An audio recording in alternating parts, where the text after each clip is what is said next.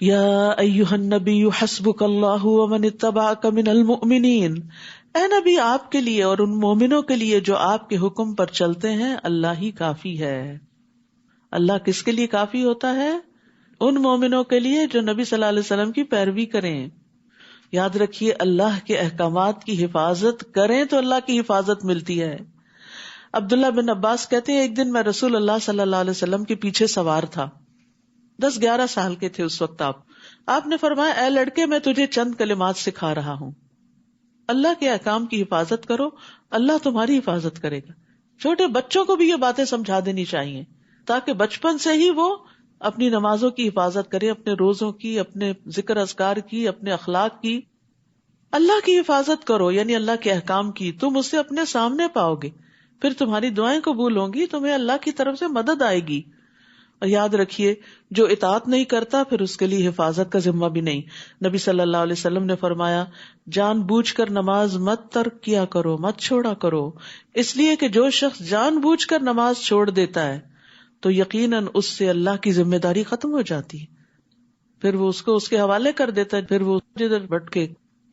پھر فرمایا یا ایھا النبی حرض المؤمنین علی القتال، اے نبی مسلمانوں کو قتال پر ابھاریے، اگر تم میں سے 20 صابر ہوں تو 200 پر غالب آئیں گے۔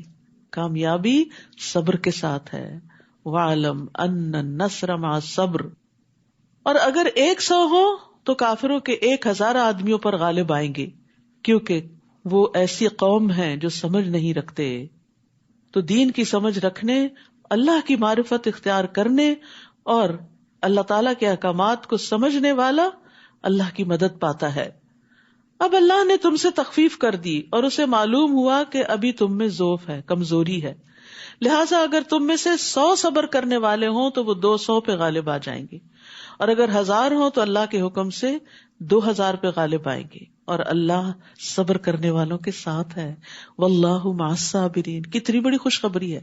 سفر مشکل ہوتا ہے نا، جب کوئی تکلیف دینے والی بات یا کام یا چیز سامنے آتی ہے یا کوئی غم دینے والی یا خوف میں مبتلا کرنے والی، تو ہم صبر کا دامن چھوڑ دیتے ہیں اور سمجھتے ہیں کہ شاید واویلا کرنے سے مسائل حل ہو جائیں گے، جبکہ یہاں پر کیا کہا کہ صبر کرو، اللہ سے مدد مانگو، اس انرجی کو جو غم اور خوف اور دکھ پریشانی میں لگ رہی ہے اس کو دعاؤں میں کنورٹ کر لو تو اللہ کی مدد آ جائے گی۔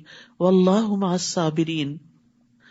نبی کے لیے یہ مناسب نہیں کہ اس کے پاس جنگی قیدی آتے، یہاں تک کہ زمین یعنی میدان جنگ میں کافروں کو اچھی طرح قتل نہ کر دیا جاتا۔ تم دنیا کا مال چاہتے ہو جبکہ اللہ تمہارے لیے آخرت چاہتا ہے، اور اللہ ہی غالب اور حکمت والا ہے۔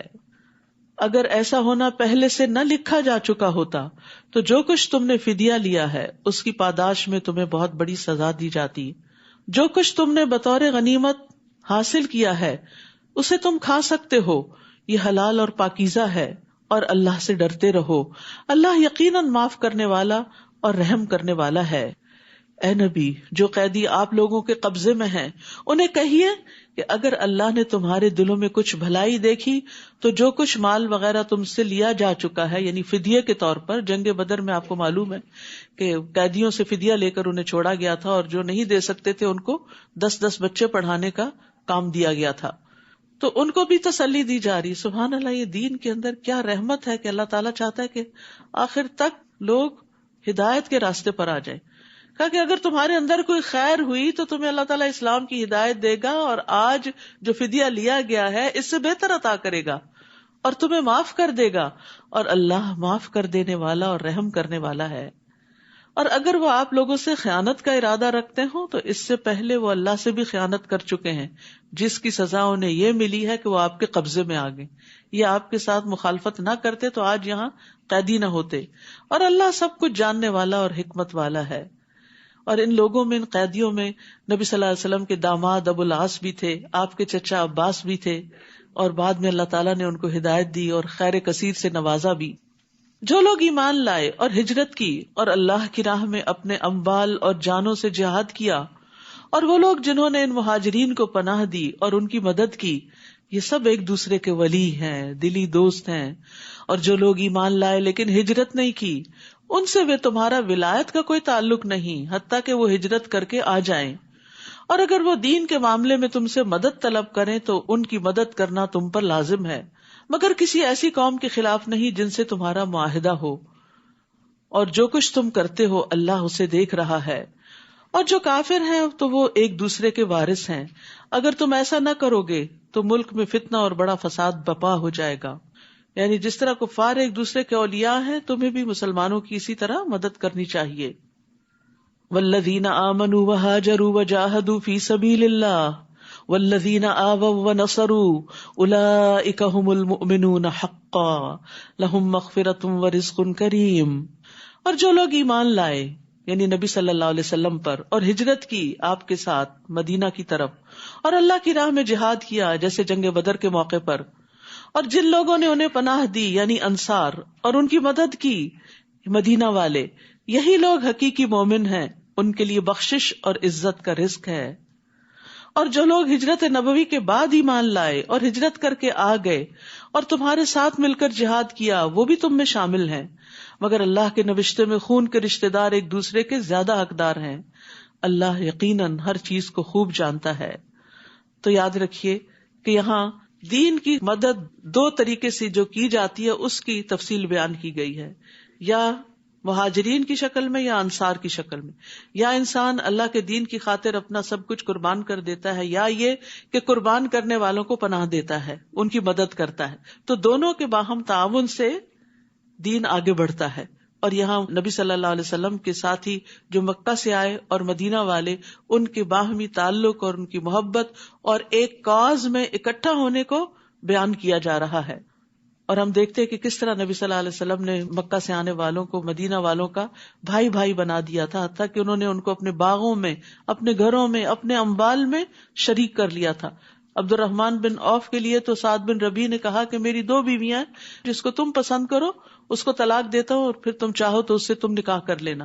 لیکن انہوں نے شکریہ ادا کرتے ہوئے کہا دلونی علی السوق، مجھے بازار کا رستہ بتاؤ، میں خود کام کروں گا اور اپنے لیے کماؤں گا. یعنی انہوں نے بھی لالچ نہیں رکھی، کیونکہ وہ مال کے لیے تو آئے نہیں تھے، وہ تو جس مقصد کے لیے آئے تھے، جو نیت اور جو غرض تھی وہی ذہن میں تھی، اسی کے مطابق کام کر رہے تھے. انس رضی اللہ عنہ کہتے ہیں کہ نبی صلی اللہ علیہ وسلم جب مدینہ تشریف لائے تو آپ کے پاس مہاجرین نے آ کر عرض کیا، اے اللہ کے رسول، جس قوم کے پاس ہم آئے ہیں یعنی مدینہ والے، ان سے بڑھ کر ہم نے کوئی ایسی قوم نہیں دیکھی جو بہت زیادہ خرچ کرنے والی ہے اور تھوڑے مال ہونے کی صورت میں بھی دوسروں کے ساتھ غمخواری کرنے والی. نہیں بھی تو پھر بھی دل جوئی کرتے ہیں. بعض اوقات ہوتا ہے نا، آپ کے پاس نہیں ہوتا تو آپ اچھی بات ہی کر دیتے ہیں دوسرے کو، اور بعض اوقات ہوتا ہے اور آپ دیتے ہیں اور احسان جتا کے ضائع کرتے ہیں. انصار کی خوبی کیا تھی کہ اگر ہے تو خوب خرچ کرتے، نہیں تو دل جوئی کرتے. وہ کہتے ہیں چنانچہ انہوں نے ہمیں محنت و مشقت سے باز رکھا، ہمیں آرام اور راحت میں شریک کیا، یہاں تک کہ ہمیں خوف ہے کہ ساری نیکیوں کا ثواب ان کو نہ مل جائے، کیونکہ ہم سے زیادہ تو یہ قربانیاں کر رہے ہیں. تو نبی صلی اللہ علیہ وسلم نے فرمایا، ایسی بات نہیں، جب تک تم لوگ اللہ سے ان کے لیے دعائے خیر کرتے رہو گے اور ان کا شکریہ ادا کرتے رہو گے. یعنی کسی کے بھی احسان کو فار گرانٹیڈ نہیں لینا چاہیے. اگر کوئی آپ کے ساتھ احسان کرتا ہے تو آپ اس کو دل سے دعا دیں، چاہے سامنے دیں چاہے دل میں دیں، قبولیت کے موقع پر دیں. تو محسنین کے احسان کو یاد رکھنا مومن کی شان ہوتی ہے. اور پھر یہ کہ شکریہ بھی ادا کرنا چاہیے. اور پھر اسی طرح ایک اور روایت میں آتا ہے، ابو ہریرہ کہتے ہیں کہ انصار نے نبی صلی اللہ علیہ وسلم سے عرض کیا، آپ باغوں کو ہمارے اور ہمارے مہاجر بھائیوں کے بیچ میں تقسیم کر دیجئے. آپ نے دیکھا ہوگا کوئی بھی فارمر اپنی لینڈ پراپرٹی کسی کو نہیں دینا چاہتا، لیکن کتنا بڑا دل تھا کہ آپ تقسیم کر دیں. آپ نے فرمایا نہیں. اس پر انصار نے مہاجرین سے کہا، آپ لوگ ہمارے باغوں کی دیکھ بھال کا ذمہ لیں، ہم آپ کو پیداوار میں شریک کر لیں گے. مہاجرین نے کہا، ہم نے سنا اور ہم نے مان لیا. لیکن انصار ہمیشہ ان کا خیال رکھنے والے تھے. انس رضی اللہ عنہ سے روایت ہے، انہوں نے کہا رسول اللہ صلی اللہ علیہ وسلم نے ارادہ فرمایا کہ بحرین کے علاقے میں کچھ جاگیریں لوگوں کو دیں. انصار نے مشورہ دیا کہ آپ ایسا نہ کریں یہاں تک کہ ہمارے مہاجرین بھائیوں کو بھی جاگیریں دیں جیسا کہ آپ ہمیں دیں گے. ان کو دے رہے تھے آپ، اور انہوں نے کہا کہ نہیں، ہم اس وقت تک نہیں لیں گے جب تک ان کو نہیں ملے گا. یہ کیسا دل ہوتا ہے. اور یہ وسعت کب آتی ہے؟ جب پتا ہوتا ہے کہ ہر چیز کا اجر اللہ سے ملنے والا ہے، اور اس کا صرف پتہ ہی نہیں ہوتا، یقین بھی ہوتا ہے. تو جو شخص اللہ پہ بھروسہ کرتا ہے، اللہ سے اجر کی توقع رکھتا ہے، اس کے دل سے دنیا کے مال کی لالچ نکل جاتی ہے اور سمجھتا ہے اللہ کا دیا ہوا ہے، اور اللہ تعالیٰ نے اگر آج دیا تو وہ کل بھی دے گا. تو اگر ہم نے کسی کو دیا تو کمی تھوڑی آ جائے گی. آپ صلی اللہ علیہ وسلم نے فرمایا ان قریب تم دیکھو گے کہ لوگوں کو تم پر ترجیح دی جائے گی، ایسے حالات میں میری ملاقات تک صبر کرنا، بے چین نہ ہونا. سورۃ التوبہ. اعوذ باللہ من الشیطان الرجیم. براءۃ من اللہ ورسولہ الی الذین عاہدتم من المشرکین فسیحوا فی الارض 4 اشہر واعلموا انکم غیر معجز اللہ وَأَنَّ اللَّهَ مُخْزِي الْكَافِرِينَ. اس سورت کے 2 نام ہیں، سورۃ البراءہ اور سورۃ التوبہ، جبکہ اجتہادی طور پر اس کے 19 اور نام بھی بتائے گئے ہیں. یہ سورت بسم اللہ کے بغیر شروع ہوتی ہے. نبی صلی اللہ علیہ وسلم نے اس کو اسی طرح لکھوایا، اور پھر جب مصحف عثمانی تیار کیا گیا تو اس میں بھی اس کو اسی طرح لکھ دیا گیا. علی بن ابی طالب کہتے ہیں بسم اللہ امان ہوتی ہے. اس سورت میں جہاد کا حکم نازل ہوا ہے، اسی وجہ سے اس کے شروع میں امان کو ذکر نہیں کیا گیا. اور توبہ کا لفظ سب سے زیادہ بار اس سورت میں قرآن مجید میں آتا ہے، 16 بار تقریباً، اور اس کے بعد سورت البقرہ میں 13 بار آتا ہے، تو اس کا نام بھی پھر سورت التوبہ ہے. سورت الانفال جنگ بدر کے بعد نازل ہوئی، جو مدینہ کی ابتدائی صورتوں میں سے ہے، اور یہ بھی مدنی صورت ہی ہے. یہ آخری جنگ تبوک کے بعد اور کچھ اس دوران نازل ہوئی، تو ایک ابتدا ہے اور ایک انتہا ہے، اور دونوں کا مضمون باہم ملتا جلتا ہے. دونوں میں غزوات سے متعلق زیادہ تر احکامات ہیں، اور اس کے علاوہ بھی اصلاح اور تزکیہ اور تربیہ کی بہت سی باتیں ہیں. براءۃ من اللہ ورسولہ الی الذین عاہدتم من المشرکین.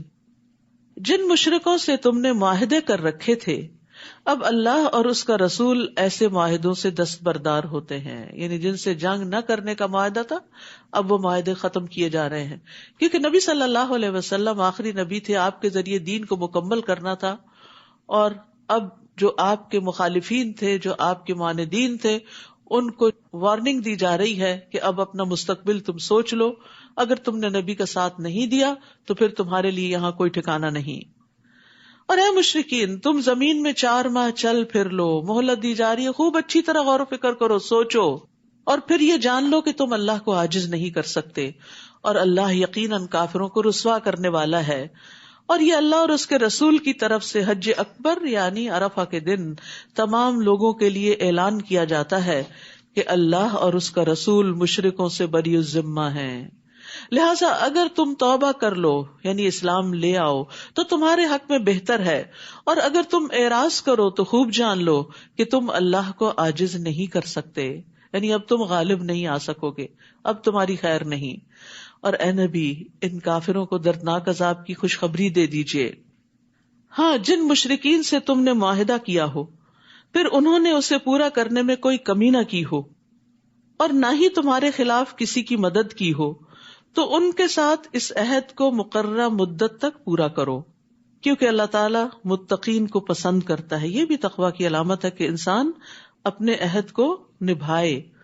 پھر جب حرمت والے 4 مہینے گزر جائیں، حرمت والے مہینے ذوالقعدہ، ذوالحجہ، محرم اور رجب ہیں، جب یہ حرمت والے 4 مہینے گزر جائیں تو مشرکین کو جہاں پاؤ قتل کرو، انہیں پکڑو، یعنی مہلت اور مدت ختم، سوچ بچار کا وقت ختم. ان کا محاصرہ کرو اور ان کی طاق میں ہر گھات کی جگہ پر بیٹھو. پھر اگر وہ توبہ کر لیں، نماز قائم کریں اور زکوٰۃ ادا کرنے لگیں تو ان کی راہ چھوڑ دو، کیونکہ اللہ درگزر کرنے والا اور رحم کرنے والا ہے. تو یاد رکھیے، توبہ اسی وقت سچی ثابت ہوتی ہے جب انسان کا عمل بدلتا ہے. تو زبانی توبہ کے ساتھ ساتھ عمل سے اس کو ثابت کرنا لازم ہے. اور نماز کے ساتھ زکوٰۃ کا بھی حکم دیا گیا ہے. ارکان 5 میں سے نماز کے بعد زکوٰۃ کا ذکر آتا ہے، کیونکہ یہ فقراء کا حق ہے، اور کوئی بھی سوسائٹی اس وقت تک فلرش نہیں کر سکتی جب تک کہ اس کے کمزور لوگوں کا حق ان کو نہ دیا جائے. تو انہیں نماز اور زکوٰۃ کی شرط پر امان ملی. اور اگر ان مشرکوں میں سے کوئی آپ سے پناہ طلب کرے تو اسے پناہ دے دیجئے تاکہ وہ اطمینان سے اللہ کا کلام سن لے، پھر اسے اس کی جائے امن تک پہنچا دو. یعنی اگر وہ نہیں اسلام لانا چاہتا تو اس کے ٹھکانے تک پہنچا دو. یہ موقع اس لیے دینا چاہیے کہ یہ لوگ علم نہیں رکھتے. تو اس سے کیا پتہ چلتا ہے کہ بغیر علم کے جہالت میں لوگوں کو ختم نہیں کرو. کیف یکون للمشرکین عہد عند اللہ وعند رسولہ، اللہ اور اس کے رسول کے ہاں مشرکوں کا عہد کیسے معتبر ہو سکتا ہے سوائے ان لوگوں کے جنہوں نے مسجد حرام کے پاس تم سے عہد کیا تھا. تو جب تک وہ تمہارے ساتھ سیدھے رہے تم بھی ان کے ساتھ سیدھے رہو. اللہ یقیناً تقوی والوں کو پسند کرتا ہے. ان کا عہد معتبر بھی کیسے ہو سکتا ہے جبکہ اگر وہ تم پر قابو پا لیں تو تمہارے معاملے میں نہ کسی رشتے کا لحاظ رکھیں گے نہ عہد کا.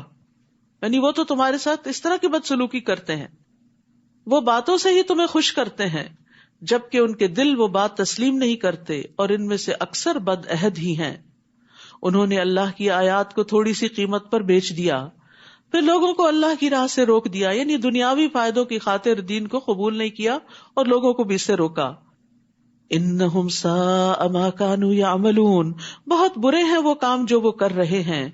یعنی تم ان کے ساتھ اب یہ سختی کا معاملہ کرنے سے کیوں ڈر رہے ہو؟ وہ کسی مومن کے معاملے میں نہ کسی قرابت کا لحاظ رکھتے ہیں نہ عہد کا. یعنی وہ تو تم سے دشمنی ہی رکھتے ہیں، اور یہی لوگ شرارتوں میں حد سے بڑھے ہوئے ہیں. ہاں اگر یہ توبہ کر لیں، نماز قائم کریں اور زکوٰۃ ادا کرنے لگیں تو وہ تمہارے دینی بھائی ہیں. اخوت اسلامی کی بنیادیں بھی یہی ہیں. صرف زبانی بات کرنا کافی نہیں، عمل کر کے دکھانا ضروری ہے. اور ہم اپنے احکام کو ان لوگوں کے لیے تفصیل سے بیان کرتے ہیں جو علم رکھتے ہیں. اور اگر وہ معاہدہ کرنے کے بعد اپنی قسمیں توڑ دیں اور دین میں تانا زنی کرے، برا بھلا کہیں، تو کفر کے ان علمبرداروں سے جنگ کرو. ان کی قسموں کا کچھ اعتبار نہیں، اس لیے جنگ کرو کہ یہ باز آ جائیں. یعنی ان کو ان کے شر سے روکنے کے لیے. کیا تم ایسے لوگوں سے نہ لڑو گے جنہوں نے اپنی قسمیں توڑی اور انہوں نے ہی رسول کو مکہ سے نکال دینے کا قصد کر رکھا تھا، اور لڑائی کی ابتدا بھی انہوں نے کی، یعنی ہجرت انہی کی وجہ سے کرنی پڑی، اور پھر بدر کے میدان تک وہ پہنچے جو مدینہ کے قریب تھا. آپ صلی اللہ علیہ وسلم مکہ پر حملہ آور ہونے نہیں گئے تھے. کیا تم ان سے ڈرتے ہو؟ حالانکہ اللہ اس بات کا زیادہ حق رکھتا ہے کہ تم اس سے ڈرو اگر تم مومن ہو. تو یاد رکھیے، خوف، خشیت اور رہبت صرف اللہ سے ہونی چاہیے. فلا تخشوا الناس واخشونی، لوگوں سے نہ ڈرو، صرف مجھ سے ڈرو. تو جو اللہ سے ڈرتا ہے نا، اللہ تعالیٰ اس کے معاملات درست کر دیتا ہے، پھر اس کے دل سے لوگوں کا خوف بھی نکل جاتا ہے. اور جو لوگوں سے ڈر کے لوگوں سے ہی بنانے کی فکر کرتا ہے اور اللہ کو ناراض کر لیتا ہے تو لوگ بھی راضی نہیں ہوتے اور اللہ بھی ناراض ہوتا ہے، اور پھر انسان کہیں کا بھی نہیں رہتا. اسی لیے بار بار کہا وَإِيَّايَ فَاتَّقُونَ وَإِيَّايَ فَارْهَبُونَ. کیا مطلب ہے اللہ سے ڈرنے کا؟ نبی صلی اللہ علیہ وسلم نے فرمایا، تم اللہ سے اس طرح ڈرو گویا تم اللہ کو دیکھ رہے ہو. اگر یہ مرتبہ حاصل نہ ہو تو کم از کم اتنا یقین رکھو کہ بے شک اللہ تم کو دیکھ رہا ہے. یعنی ہر جگہ اللہ کے دیکھنے کا یقین ہو تمہارے اندر. اور اللہ کی خشیت کا فائدہ یہ ہوتا ہے، وَمَن يُطِعِ اللَّهَ وَرَسُولَهُ وَيَخْشَ اللَّهَ وَيَتَّقْهِ فَأُولَٰئِكَ هُمُ الْفَائِزُونَ. جو شخص اللہ اور اس کے رسول کی اطاعت کرے اور اللہ سے ڈرے اور اس سے تقوی اختیار کرے تو یہی لوگ کامیاب ہیں. اللہ کی خشیت کامیابی کی کنجی ہے. ان الذین یخشون ربهم بالغیب لهم مغفرۃ واجر کبیر. یقیناً جو لوگ اپنے رب سے بن دیکھے ڈرتے ہیں ان کے لیے بخشش اور بڑا اجر ہے. اللہ کا خوف نجات کا ذریعہ ہے. نبی صلی اللہ علیہ وسلم نے فرمایا 3 چیزیں نجات دینے والی ہیں، جن میں سے ایک چھپے اور ظاہر میں اللہ کی خشیت ہے، کہ انسان کہیں پر بھی ہو اللہ سے ڈر کر غلط کام نہ کرے. تم ان سے جنگ کرو، اللہ انہیں تمہارے ہاتھوں سزا دے گا، انہیں رسوا کرے گا، تمہیں ان پر مدد دے گا اور مسلمانوں کے سینوں کی جلن مٹا کر ان کو ٹھنڈا کر دے گا اور ان کے دلوں کا غصہ دور کر دے گا، اور اللہ جسے چاہے گا توبہ کی توفیق بھی دے دے گا. اللہ سب کچھ جاننے والا اور حکمت والا ہے. کیا تم نے یہ سمجھ رکھا ہے کہ تمہیں یوں ہی چھوڑ دیا جائے گا؟ جبکہ اللہ نے ابھی تک یہی معلوم نہیں کیا کہ تم میں سے کن لوگوں نے جہاد کیا اور اللہ اور اس کے رسول اور مومنوں کے سوا کسی کو اپنا دلی دوست نہیں بنایا، اور جو کچھ تم کرتے ہو اللہ اس سے خوب واقف ہے. یعنی اللہ سبحانہ تعالیٰ وقتاً فوقتاً تم پر امتحان ڈالے گا تاکہ تمہارا اخلاص نکھر کر سامنے آ جائے. مشرکوں کا یہ کام نہیں کہ وہ اللہ کی مسجدوں کو آباد کریں، یعنی اب تک بیت اللہ کے متولی یہ مشرکین مکہ ہی تھے، لیکن اب وقت آ گیا کہ یہ سیادت قیادت ان کے ہاتھ سے لے لی جائے. وہ تو خود اپنے آپ پر کفر کی شہادت دے رہے ہیں. یہی لوگ ہیں جن کے سب اعمال ضائع ہو گئے، مسجد کی خدمت، پانی پلانا، نجابت، حجابت، سب کچھ، اور وہ ہمیشہ دوزخ میں رہیں گے. اللہ کی مساجد کو آباد کرنا تو اس کا کام ہے جو اللہ پر اور آخرت کے دن پر ایمان لائے، نماز قائم کرے، زکوٰۃ ادا کرے اور اللہ کے سوا کسی سے نہ ڈرے. امید ہے کہ ایسے ہی لوگ ہدایت یافتہ ہوں گے. تو یاد رکھیے مسجدوں کی آبادی بھی جبھی فائدہ دیتی ہے جب انسان عمل کرتا ہے، نماز ادا کرتا ہے. مسجد کو صرف چندہ دے دینا کافی نہیں، مسجد میں آ کے صرف صفائی کر لینا یا خوشبو لگا کے چلے جانا ہی کافی نہیں، یا پھر دیواروں پہ نقش و نگار کا اہتمام کرنا ہی کافی نہیں. مسجدوں کی آبادی صرف صفائی سے، صرف ڈرائنگز اور پینٹنگ سے نہیں ہوتی. مسجدوں کی آبادی نمازیں ادا کرنے سے ہوتی ہے، وہاں تعلیم کے حلقے کرنے سے ہوتی ہے. تو یہ مسلمانوں کی اجتماعی ذمہ داری ہوتی ہے کہ وہ مسجدیں آباد رکھیں، انہیں ویران ہونے سے بچائیں. وہ اللہ کا گھر ہیں، ہم اپنے گھروں کو چاہتے ہیں آباد رہیں، تو کیا اللہ کا گھر آباد نہیں کریں گے؟ سارا وقت اپنے گھر میں رہیں گے؟ نہیں، اللہ کے گھروں میں مستقل طور پر حاضری ایک دینی فریضہ ہے. مردوں کی نماز جماعتی سے ہوتی ہے، الا یہ کہ کوئی مجبوری ہو. تو یہاں پر اللہ سبحانہ تعالیٰ نے واضح کر دیا کہ مسجدوں کو آباد کرنے والے لوگ کون ہوتے ہیں، اور اس میں ایک خاص چیز بھی بتائی کہ صرف اللہ سے ڈرتے ہیں، کیونکہ مسجد آباد کرنے کے راستے میں بھی طرح طرح کے خوف ہوتے ہیں. جب انسان اللہ سے ڈرتا ہے تو پھر ہر قیمت پہ مسجد میں پہنچتا ہے. کیا تم نے حاجیوں کو پانی پلانے اور مسجد حرام کو آباد کرنے کو اس شخص کے کام کے برابر بنا دیا جو اللہ پر اور آخرت کے دن پر ایمان لائے اور اللہ کی راہ میں جہاد کرے؟ اللہ کے نزدیک یہ برابر نہیں ہو سکتے، اور اللہ ظالموں کو سیدھی راہ نہیں دکھاتا. یعنی حاجیوں کو پانی پلانا، کل ہم نے پڑھا تھا کہ پانی پلانے کا بہت بڑا اجر ہے، بلا شبہ نیکی کا بہت بڑا کام ہے، لیکن اس سے بھی بڑا کام بتایا جا رہا ہے، اور وہ کیا ہے؟ اللہ اور آخرت پر ایمان کے ساتھ اللہ کی راہ میں سخت محنت کرنا. تو صرف نیکی کے کاموں میں غریبوں کو کھانا کھلانا اور پانی پلانا ہی نہیں، اور صرف مسجد کی صفائی ستھرائی ہی نیکی نہیں، بلکہ اس سے آگے بڑھ کر ایمان کی ترقی اور اللہ کے راہ میں کوشش، یہ بہت ضروری ہے. اللہ کے نزدیک یہ برابر نہیں ہو سکتے. نیک اعمال تو بہت سے ہیں، لیکن ان میں سے افضل ترین اعمال اللہ کے راستے میں خود کو تھکانا ہے. اور اللہ ظالموں کو سیدھی راہ نہیں دکھاتا. وہ لوگ جو ایمان لائے اور ہجرت کی اور اپنے مالوں اور جانوں سے اللہ کی راہ میں جہاد کیا، اللہ کے ہاں ان کا درجہ بہت بلند ہے، اور ایسے ہی لوگ کامیاب ہیں. ان کا رب انہیں اپنی رحمت اور رضامندی کی خوشخبری دیتا ہے، اور ان کے لیے ایسے باغات ہیں جن کی نعمتیں دائمی ہیں. آپ دیکھیں، اگر آپ اللہ کے راستے میں نہ نکلیں اور لوگوں کو دین کی طرف نہ بلائیں تو مسجدیں آباد ہوں گی بھلا؟ یہ مسجد اس وقت جو آباد ہے تو یہ کس وجہ سے آباد ہے؟ صرف نماز پڑھنے کے لیے نہیں، اللہ کے دین کی تعلیم کی وجہ سے. اور اس کے پیچھے کتنے لوگوں کی کتنی محنت موجود ہے کہ جنہوں نے آپ تک دعوت پہنچائی اور یہاں لانے کا انتظام کیا، اور پھر ٹرانسپورٹ کا انتظام کیا، اور لوگوں کو مستقل طور پہ موٹیویٹ کیا، اور کئی کئی گھنٹے کا سفر کیا. یہ سب چیزیں جو ہیں یہ محنت سے تعلق رکھتی، جس میں انسان کو اپنا خون جلانا پڑتا ہے. ایک یہ ہے کہ آپ آئے آرام سے ہوور اٹھائیں، صفائی کریں، یہ بھی بڑی اچھی بات ہے، میں نہیں کہتی کہ صفائی چھوڑ دیں، لیکن وہ آرام کا کام ہے. انسان کا دل بھی خوش ہوتا ہے جو دیکھتا ہے اچھا مسجد صاف ہو رہی ہے، ماشاءاللہ بہت اچھا کام کر رہے ہیں، بہت اچھا کام کر رہے ہیں. لیکن جو اللہ کی طرف لوگوں کو بلاتا ہے اس کو تو چار باتیں بھی سننی پڑ جاتی کہ کیوں پیچھے پڑ جاتے ہو، آ جائیں گے جب ہمارا دل چاہے گا، اور یہ کوئی ضروری تو نہیں، اور کیا قرآن ہی پڑھنا نیکی ہے اور کام نہیں، ہم گھر والوں کی خدمت نہیں کر رہے، بچے نہیں پال رہے، یہ بھی تو نیکی، بلا شبہ نیکیاں ہیں. لیکن اگر وہ بچے دین پر ہی نہ رہے تو ان کو کھلانا پلانا اور بڑا کرنا اور پڑھانا اور کاروبار لگانا وہ کس کام آئے گا آپ کے؟ کیا ایسی اولاد صدقہ جاریہ بنے گی؟ تو اس کے لیے صرف مسجد کا امام کافی نہیں، مشکل کے وقت آپ اس کے بعد پکڑ کے لے جائیں اور وہ ایک سیشن میں اس کو مسلمان بنا دیں.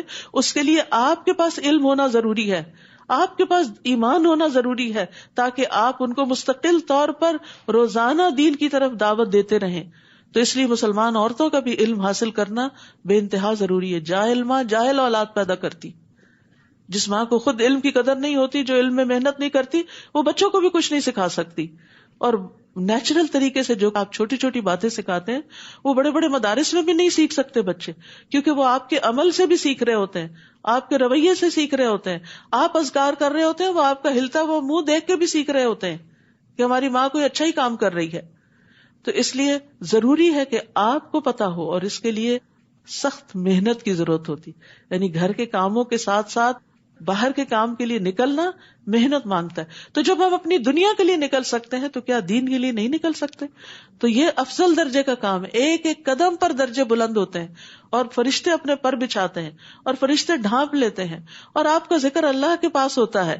تو اس لیے اس کام کو معمولی نہ سمجھیں اور نیکی کا کام سمجھ کے کرتے رہے. اور پھر اس تعلیم کے دوران آپ کو طرح طرح کی ٹپس ملتی رہتی ہیں، اور ہر روز آپ کسی نئے کام کے لیے، نئے پروجیکٹ کے لیے صدقہ کرتے ہیں، اور ایک نیا راستہ ڈھونڈتے ہیں، ایک نئی نیکی میں اضافہ ہوتا ہے، اور اس طرح آپ پروگرس کرتے ہیں، گرو کرتے ہیں، اور موسٹ پروڈکٹیو زندگی بسر کرتے ہیں. ان کا رب انہیں اپنی رحمت اور رضامندی کی خوشخبری دیتا ہے، اور ان کے لیے ایسے باغات ہیں جن کی نعمتیں دائمی ہیں، وہ ان میں ہمیشہ رہیں گے. بلا شبہ اللہ کے ہاں ان کے لیے بہت بڑا اجر ہے.